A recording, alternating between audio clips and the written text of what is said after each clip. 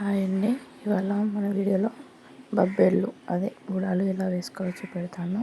మా తెలంగాణ సైడ్లో కళ్ళు గుడాలు బాగా తింటారు. కొన్ని ఎర్ర బబ్బెర్లు ఎర్ర బబ్బెర్లు వేయించుకొని మంచిగా మంచిగా వేయించుకొని ఒక బౌల్లో వాటర్ వేసి అలా వేయించుకున్న బబ్బెర్లను అలా వేసేసుకోండి. వేసేసుకున్నాక కాసేపు నాననియండి. నానాక అదే కుక్కర్లో ఆయిల్, జీలకర్ర, ఆవాలు, మిర్చి, కరివేపాకు, ఉల్లిగడ్డ వేసి వేయించుకోండి. కొంచెం అల్లం పేస్ట్, పసుపు వేసి వేయించుకున్నాక మంచిగా వేయించుకున్న బబ్బెర్లు వేయండి. మంచిగా కడుక్కొని బబ్బెర్లు వేసేయండి. వేసి కలిపి ఉప్పు వేసుకొని కలిపి తగిన నీళ్ళు పోసి 4-5 విజిల్లు వచ్చేంత వరకు పెట్టండి.